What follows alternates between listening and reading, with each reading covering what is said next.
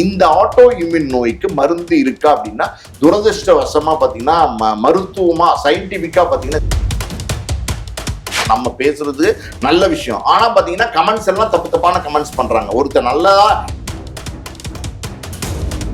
Super star பட்டம் யாருக்கு அப்படிங்கிற போட்டி வந்துச்சு. ஏன்னா ரஜினியை விட வியாபாரம் எல்லாம் ஜாஸ்தியாக ஆரம்பிச்சிச்சு. அந்த போட்டி அது அங்க தொடங்குச்சு. தலைவரே விளக்கம் கொடுக்குற மாதிரி அப்படின்னு சொல்லி இதை விஜய் ரசிகர்கள் புரிஞ்சுக்கலையோ ஏதோ ஒரு மீனிங்ல சொல்லிட்டார். தலைவர்னு சொல்லி ரஜினியை சொல்லிட்டார். சினிகார்னர் நேயர்களுக்கு வணக்கம். நான் Sathish. Welcome to the show cinema சர்ச்சைகள். இன்னைக்கு நம்மளோட நிகழ்ச்சியில யார் இருக்கா அப்படின்னா producer Oscar Balaji Prabhu sir தான் இருக்காங்க. வணக்கம் சார். வணக்கம் சார். சமீபத்துல விஷ்ணு விஷால் கொடுத்த ஒரு பேட்டி, அவருக்கு இருக்கக்கூடிய அந்த டிசீஸை வெளில சொல்லியிருக்காங்க. அதுக்கு காரணம் இவ்வளோ நாள் என்னை குடிச்சிட்டு உட்காந்துருக்கேன் அப்படிங்கிற மாதிரிலாம் சொன்னாங்க. பட் ஆனால் எனக்குள்ள இந்த ஒரு டிசீஸ் இருக்கு அப்படிங்கிற மாதிரி சொல்லியிருக்காங்க. அதை நீங்க எப்படி சார் பாக்குறீங்க? இப்ப சமீபத்துல பாத்தீங்கன்னா ஒரு பேட்டியில விஷ்ணு விஷால் சொல்லியிருக்காரு. அதாவது ஆட்டோ இம்யூன் அந்த நோய் எனக்கு இருக்கு அப்படிங்கறது விஷ்ணு விஷால் சொல்லியிருக்காரு. அது எதனால சொல்லியிருக்காரு அப்படின்னா, அவரோட முகம்லாம் நீங்க பாத்தீங்கன்னா ரொம்ப பஃபியா இருக்கும். ஒரு மாதிரி முகம் வீங்கின மாதிரி இருக்கும், தூங்கி எந்திரிச்ச மாதிரி இருக்கும், ஒரு மாதிரி சோர்வா இருக்கும். நீங்க பாத்தீங்கன்னா குடிச்சிட்டு ஹேங் ஓவர்ல இருக்கிற மாதிரியே இருக்கும் ஃபேஸ். அந்த மாதிரி இருக்கும் பொதுவா அந்த மாதிரி நோய் உள்ளவங்களுக்கு. ஸோ அதனால என்ன சொல்ல ஆரம்பிச்சிட்டாங்கன்னா, விஷ்ணு விஷால் பயங்கரமா குடிக்கிறாரு, படங்கள் பெருசா இல்லை, அதனால டிப்ரெஷன்ல பாத்தீங்கன்னா குடி சிகரெட்டு அது இதுன்னு இருந்துட்டு இருக்காரு அப்படிங்கிற மாதிரி சில சர்ச்சைகள் விஷ்ணு விஷால் மேல போயிட்டு இருக்கு. அதனால அதை கிளாரிஃபை பண்ற விதமா என்ன சொல்லியிருக்காருன்னா, அப்படி கிடையாது, எனக்கு ஆட்டோ இம்யூன் அப்படிங்கிற நோய் எனக்கு இருக்கு, அதுல நான் அவதிப்பட்டு இருக்கேன், கஷ்டப்பட்டு இருக்கேன் அப்படின்னு அவர் குறிப்பிட்டிருக்காரு. ஸோ இந்த ஆட்டோ இம்யூன் அப்படிங்கிற நோய் அப்படின்னா அது என்ன அப்படின்னு முதல்ல கிளாரிஃபை பண்ணாதான் மக்களுக்கு புரியுது. என்ன அப்படின்னா, இது எப்படின்னா உங்களுக்கு எப்படி சொல்றது, நோய் எதிர்ப்பு சக்தி உடம்புக்குள்ள இயற்கையாவே இருக்கும். நம்மளுடைய இயற்கை ஒரு நோய் எதிர்ப்பு சக்தி உடம்புக்குள்ள வச்சிருக்கு. கடவுளுடைய படைப்பு அப்படிதான். ஸோ அப்படி இருக்கும்போது நமக்கு வெளியில இருந்து கிருமி வருது இல்லையா, அந்த எந்த கிருமி வந்தாலும் அந்த கிருமியை இந்த நோய் எதிர்ப்பு சக்தி ஆட்டோமேட்டிக்காவே இயற்கையாவே எதிர்த்து போராட ஆரம்பிச்சிடும். அந்த கிருமியை எதிர்த்து போராட ஆரம்பிக்கும்.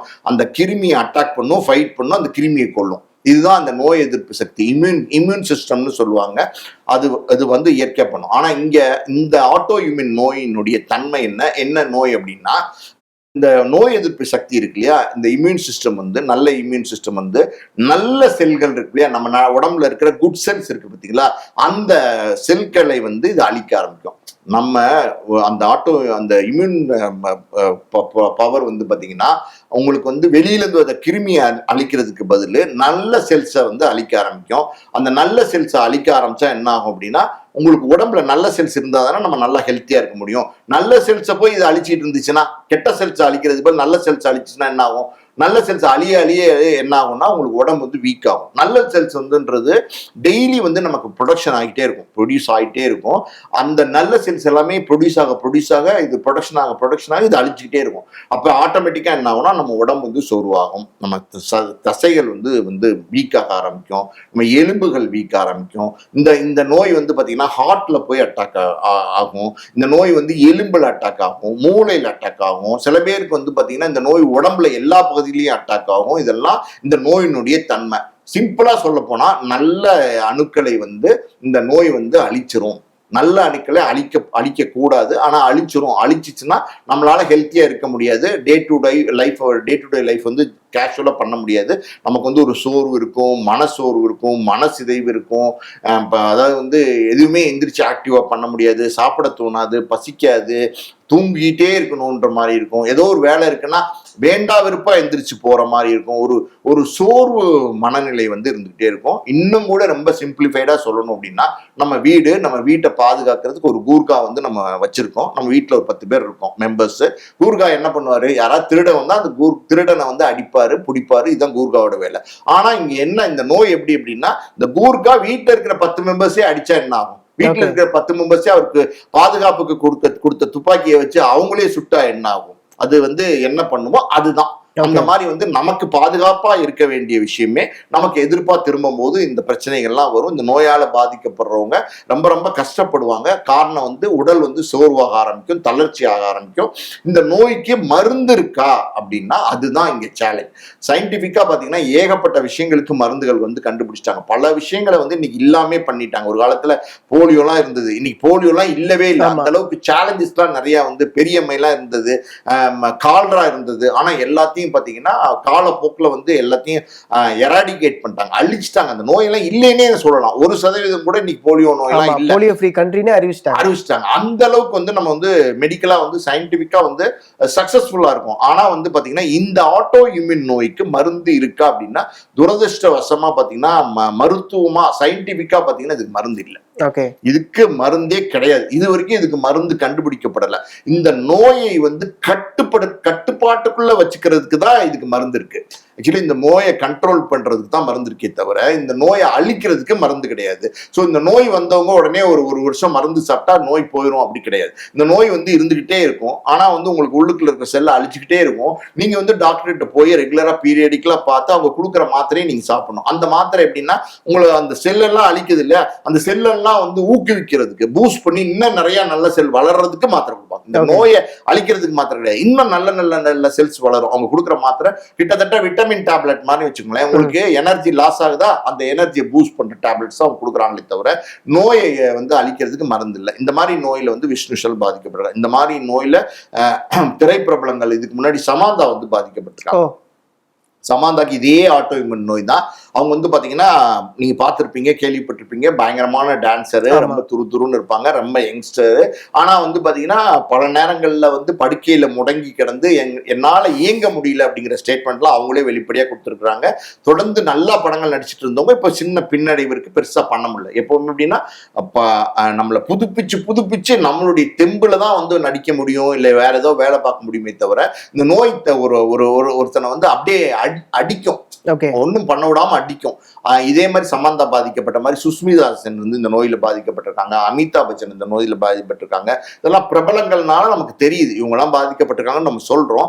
ஆனா இந்த ஆட்டோ இம்யூன் நோய்ங்கிறது வந்து காமனா பல பேருக்கு இருக்கு. அதாவது வந்து எப்படி சொல்றது, ஒரு 1000 பேர் இருக்காங்க அப்படின்னா ஒரு 2 பேருக்கு இருக்கு, 3 பேருக்கு இருக்கு. இந்த மாதிரி வந்து அரிய வகை நோய்ஸ் வந்துருச்சுன்னா அது அவங்க அந்த கஷ்டத்தோட தான் அந்த காலத்தை கடக்கணும்னா காலம் பூரா அப்படிதான் கடக்கணும். அதான் பிரச்சனைங்க. இது ஒரு சிறிய காலம் நீங்க கடந்துட்டு ஒரு 5 வருஷத்துக்கு வேதனைப்படணும், அதுக்கப்புறம் சரியாயிரும் அப்படி கிடையாது. காலம் பூரா நீங்க இருக்கிற வரைக்கும் இந்த நோயோட போராடி தான் ஆகணும். அப்படிப்பட்ட நோய் தான் இந்த ஆட்டோ இம்யூன் நோய். அது இப்ப விஷ்ணுஷாலுக்கு வந்திருக்கு. அதை மீறி தான் நான் நடிக்கிறேன், அதை மீறி தான் கத்தா குஸ்தி எல்லாம் கடும் உழைப்பு போட்டு நடிச்சிருக்கேன், ஆதரவு கொடுங்க அப்படின்னு அவர் அந்த வேதனையும் பதிவு பண்ணியிருக்காரு. அந்த ப்ரமோஷன்ல படத்துக்கும் ஆதரவு கொடுங்கன்னு சொல்லியிருக்காரு. புரியுது சார். அதே மாதிரி விஷ்ணு விஷாலுடைய இன்னொரு பிரஸ் மீட்டுமே வந்து பாத்தீங்கன்னா எல்லாராலையுமே பேசும் பொருளா மாறிச்சு. அது காரணம் முழுக்க இந்த சோசியல் மீடியாவா அப்படிங்கிற ஒரு கேள்வி. இதை நான் எங்கேருந்து ஆரம்பிக்கிறேன் அப்படின்னா, சமீபத்துல வந்து பாக்கியராஜ் அவர்கள் இறந்திருந்தாங்க. அதுக்கு முன்னாடி பாரதிராஜா அவர்கள் இறந்தாங்க. ஒரு ஃப்ரேம் போட்டு ரஜினி சார் சொல்லுவாங்க, ஐ மீன் 4 பேருமே சொர்க்கத்துல இருக்கிற மாதிரி காமிச்சிட்டு ஒரு ஃப்ரேம்ல வந்து ரஜினி சார் சொல்லுவார்ல, ஃப்ரேமை பாருங்க ஜி அப்படி. அது கீழே கமெண்ட் எல்லாம் எப்படி இருக்கு அப்படின்னா, அடுத்து நீங்க தான் ஜி, நீங்க எப்போ ஜி போறீங்க, ஒரு மாதிரி வக்கரமான ஒரு சோசியல் மீடியாவா மாறிக்கிட்டு இருக்கா. அதாவது ரஜினி அவர்களுக்கு மட்டுமே இந்த ஒரு சோசியல் மீடியா டாக்ஸிக் வந்து ரொம்ப அதிகமா வந்துகிட்டு இருக்கா அப்படிங்கிறது தான் இந்த பார்வையில் இருக்கு. இதே தான் விஷ்ணு விஷாலுடைய பிரஸ் மீட்லயுமே வந்து ரஜினி சார் கிளாரிஃபை பண்ண வேண்டிய ஒரு விஷயமா இருக்கு. அதாவது தலைவருங்கிற ஒரு வார்த்தையை பயன்படுத்தினாங்க, இங்க வந்து விஜய்னு சொன்னதால அது அப்படியே வேற மாதிரி கன்வெர்ட் ஆயிடுச்சு. இது என்னதான் சார் ப்ராப்ளம் இப்ப நடந்துகிட்டு இருக்கு? ஆக்சுவலி சோசியல் மீடியா அப்படிங்கிறது வந்து எப்படின்னா கூர்மையான ஆயுதம். அதான் உண்மை, கூர்மையான ஆயுதமா இன்னைக்கு இருந்துகிட்டு இருக்கு. ஸோ சோசியல் மீடியா அப்படிங்கிற காலகட்டம் அது இன்னைக்கு. அதை நம்ம தவிர்த்து கடந்து போகவே முடியாது. யாராக இருந்தாலும், அது செலிபிரிட்டிஸாக இருந்தாலும் சரி, காமன் பீப்புளாக இருந்தாலும் சரி, யாராக இருந்தாலும் சோசியல் மீடியா தாக்கத்திலேருந்து கடந்து போகவே முடியாது. அப்படி ஒரு சூழல் வந்து இன்னைக்கு நிலவிட்டு இருக்கு.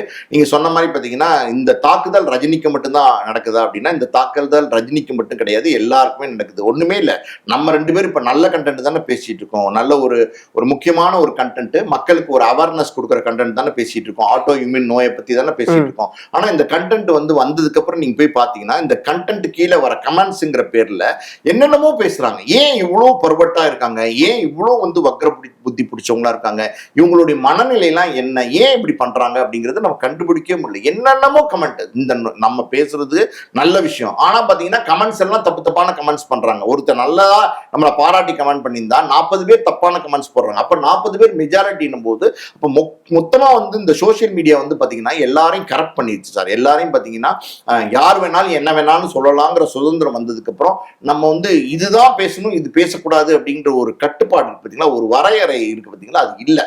ஸோ மனிதன் வந்து ஏதோ ஒரு ஒரு ஒரு பாதிப்புக்குள்ளா இருக்கிறானோ அப்படின்னு தோன்ற அளவுக்கு பார்த்தீங்கன்னா அவங்களுடைய கமெண்ட்ஸ் எல்லாம் வருது. அந்த மாதிரி தான் நீங்க சொல்றீங்க.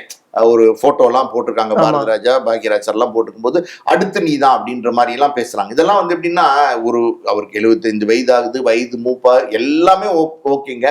உங்களுடைய மரணத்தையோ என்னுடைய மரணத்தையோ யாரும் தீர்மானிக்க முடியாது. அது வந்து இறைவனால் தீர்மானிக்கப்பட்டது. அது எந்த நொடி, அதாவது வந்து இஸ்லாமத்துல சொல்லுவாங்க, குரான்ல இருக்க ஒரு வார்த்தை என்ன அப்படின்னா, உங்களுக்கு மரணம்னு வந்துருச்சுன்னா ஒரு நொடி முந்தவும் செய்யாது பிந்தவும் செய்யாதுன்னு சொல்லுவாங்க. அந்த மாதிரி வந்து நமக்கு அது நடந்துரும். நம்ம ஹெல்த்தியா இருப்போம், 35 வயசு தான் இருக்கும், திடீர்னு இறந்து போற எத்தனையோ பேர் நம்ம பாக்குறோம். ஜிம்ல இறந்து போற நம்ம எத்தனையோ பேரை பாக்குறோம். வயதானவங்களா இருப்பாங்க, இவங்க வயதாயிருச்சுங்கிறதுக்காண்டி நாளைக்கே இறந்துருவாங்கிற மாதிரி எல்லாம் இல்லை. அவங்க இன்னும் 10 வருஷம் இருப்பாங்க, 20 வருஷம் இருப்பாங்க. நம்ம நிறைய உதாரணங்கள்லாம் அதுக்கு நம்ம சொல்லலாம். அப்படி இருக்கும்போது இந்த மனநிலை வந்து இன்னைக்கு சோசியல் மீடியா வந்து சுத்தமா வந்துருச்சு சார். ஒருத்தரை அட்டாக் பண்ணிக்கிறது, ஒருத்தரை வம்பிழுத்துக்கிறது, இதுதான் நீங்க சோசியல் மீடியாவா இருக்கு. அன்னைக்கெல்லாம் அப்படின்னா கொலாய் அடி சண்டையில சண்டை போடுவாங்க தெரியுமா, தண்ணி பிடிக்க முடியலன்னா பிளாஸ்டிக் குடத்தை எடுத்து, இல்லைன்னா இந்த குடத்தை எடுத்துட்டு போய் சண்டை போடுவாங்க. தண்ணி நான் பிடிக்க முடியல, நீ பிடிக்க முடியலன்னு சொல்லிட்டு அவங்க புருஷனை அவங்க இழுத்துருவாங்க, இவங்க புருஷனை இவங்க இழுத்துருவாங்க. அப்படி கொலாய் அடி சண்டை நடக்கும்ல, அதெல்லாம் வந்து அன்னைக்கு நடந்தது. இப்ப கொலாய் அடி சண்டை எல்லாம் கிடையாது. ஏன்னா கொலாய் அடியில போறவங்க எல்லாம் அப்படின்னா ரொம்ப சந்தோஷமா போய் தண்ணி பிடிச்சிட்டு வராங்க. ஏன்னா அவங்களும் சோசியல் மீடியால வரதை பத்தி பேசுறாங்க. இத பாக்யராஜ் ஒரு டெத்தை பாத்தியாமா, அதுல அந்த கூட்டத்தில் தூக்கிட்டு போனதை பாத்தியா, இப்படி பேச ஆரம்பிச்சான். ஆமா நானும் பார்த்தேன் அப்படின்னு சொல்லி தண்ணி பிடிச்சிட்டு போயிடறாங்க. அவங்க சாதாரணமா இருக்காங்க. ஆனா அதே வந்து மாறி என்ன ஆயிடுச்சுன்னா சோசியல் மீடியாங்கிற பேர்ல யூடியூப், இன்ஸ்டா, ட்விட்டர், ஃபேஸ்புக் இப்படி பல வடிவங்கள்ல வந்து பூதாகரமா வளர்ந்துருச்சு. அந்த வளர்ச்சியை தடுக்க முடியுமா, அதை கட்டுப்படுத்த முடியுமா? முடியவே முடியாது. இனிமே இன்னும் ஜாஸ்தியா தான் போகுமே தவிர அதை நம்ம கட்டுப்படுத்த முடியாது. அப்படி இருக்கும்போது மொத்தமாவே மனிதம் செத்துருச்சா அப்படின்னா கிடையாது. நீங்க ஸ்டாண்ட் எடுக்காம நீங்க போய் பாருங்களேன். யாராவது ஒரு டூ வீலர்ல ஸ்டாண்ட் எடுக்காம போய் பாருங்களேன், 10 பேர் சொல்லுவான் சார் ஸ்டாண்டு சார்னு சொல்லுவான். ஏன் நீங்க யாரோ அவன் யாரோ, அவனுக்கு நீங்க போய் விழுந்தா என்ன, அடிபட்டா என்ன, செத்தா என்ன, அவன் அப்படி நினைக்கலையே ஸ்டாண்டுன்னு சொல்றான்ல. சோ அக்கறை எல்லாம் இருக்கு, மனிதம் எல்லாம் இருக்கு. ஆனா அந்த சோசியல் மீடியாவை பொறுத்த வரைக்கும் அப்படின்னா ரொம்ப ஒரு மாதிரி காட்டுத்தனமான ஒரு மீடியாவா அவங்க பயன்படுத்துறாங்க பல பேர். அதுக்குள்ள இருக்கிற பல பேர் வந்து விஷமிகளா இருக்காங்க. இதுல என்னன்னா பேடு வீடியோஸ் நிறைய வருது, பேடுக்கு வந்து கமெண்ட்ஸ் நிறைய வருது. ஸோ அந்த மாதிரி தான் ரஜினியை வந்து பாத்தீங்கன்னா அன்ரியலிஸ்டிக் பாட் கமெண்ட்ஸ்ன்னு சொல்லுவாங்க. அதாவது எப்படின்னா மனிதனால அந்த கமெண்ட் அனுப்ப முடியாது. ஒரு நிமிஷத்துக்கு 10 கமெண்ட் மனிதனால அனுப்ப முடியாது. அதே மாதிரி தொடர்ந்து 24 மணி நேரம் ரஜினிக்கு வந்து ரஜினியை அட்டாக் பண்ணி கமெண்ட்ஸ் போயிருக்கு. விஜய் அவர்கள் முதலமைச்சர் ஆனதுக்கு அப்புறம் விஜய் அவர்களுக்கும் ரஜினி அவர்களுக்கும் ஏதாவது பிரச்சனை இருக்கான்னா எந்த பிரச்சனையுமே இல்லை. அவர் ரஜினி அவர்களே வந்து கிளாரிபிகேஷன் கொடுத்தாரு. அதான் வந்து தலைமுறை இடைவேளை இருக்கு, நான் என் வயசு என்ன அவர் வயசு என்ன அப்படின்னு சொல்லியிருக்காரு. உண்மையும் கூட தான். இவருக்கு 75, அவருக்கு 50 தான். ஸோ அப்படி இருக்கும்போது நேரடியா அவங்க 2 பேருக்கு பிரச்சனை இருக்கு, ஆனா பிரச்சனையே கிடையாது. ஆனா இவங்க 2 பேரும் எப்படின்னா பிரச்சனையா வந்து பார்க்க ஆரம்பிச்சிட்டாங்க. அது ஒரு காலகட்டத்துல வந்து பாத்தீங்கன்னா ரஜினி கமல் தான் நேரடி போட்டியாளர்கள். ஆனா அதை தாண்டி ஒரு காலகட்டத்துல என்ன ஆச்சுன்னா விஜய், அஜித் 2 பேருமே வந்து பாத்தீங்கன்னா ஒரு காலகட்ட சினிமா வராங்க. உண்மையா பிராக்டிக்கலா நடந்தது என்ன அப்படின்னா ரஜினியுடைய மார்க்கெட் விட பல மடங்கு விஜய் அவர்கள் மார்க்கெட் ரீச் பண்ணிட்டாரு. இவரும் ஒரு சூப்பர் ஸ்டார், அவரும் ஒரு டாப் ஸ்டார் போது சூப்பர் ஸ்டார் பட்டம் யாருக்கு அப்படிங்கிற போட்டி வந்துருச்சு. ஏன்னா ரஜினியை விட வியாபாரம் எல்லாம் ஜாஸ்தியாக ஆரம்பிச்சிச்சு. அந்த போட்டி அது அங்க தொடங்குச்சு.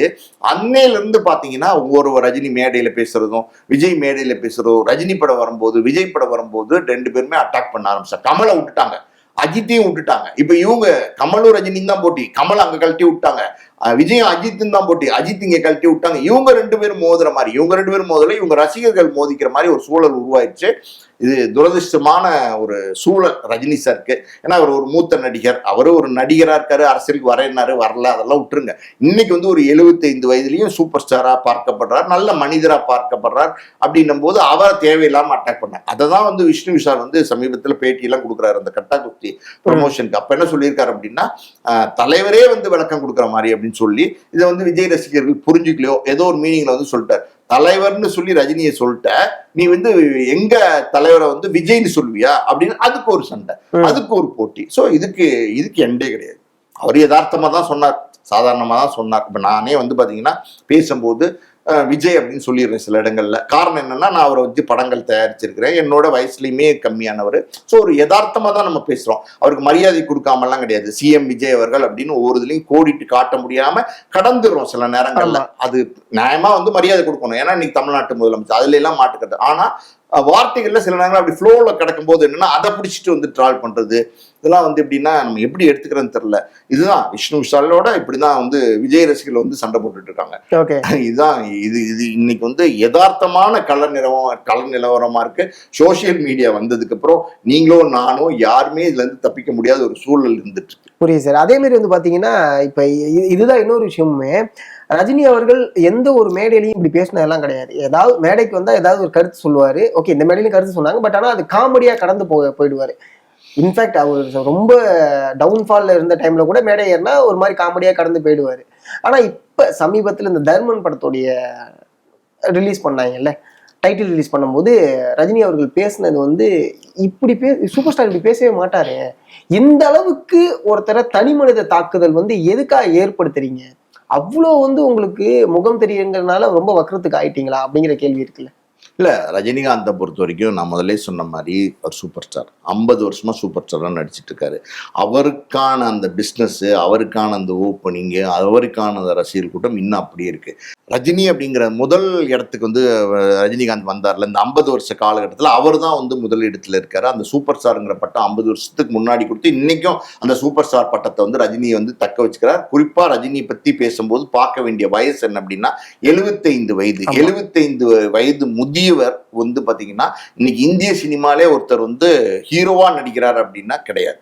அந்த அந்த கிரேஸ், அதாவது அவருக்கான ஓப்பனிங், பிஸ்னஸ், ரசிகர் கூட்டம் எல்லாம் இருக்குமா அப்படின்னா கிடையாது. அவர் எங்க போனாலும் பாத்தீங்கன்னா சாதாரணமா போறாரு. அவர் வந்து எதை பத்தியும் கேர் பண்றதுல, ஒரு டிஷர்ட், ஜீன்ஸ், ஒரு பால்டு ஹெட், ஒரு பேக் ஒன்று போட்டுட்டு கேஷுவலா ஒரு செருப்பு போட்டு போறாரு. ஆனா அவர் அந்த எளிய மனிதரை பார்த்து பாத்தீங்கன்னா தலைவரைன்னு கத்திட்டு பின்னாடியே போறதுக்கு கூட்டம் இன்னைக்கும் இருந்துகிட்டு இருக்கு.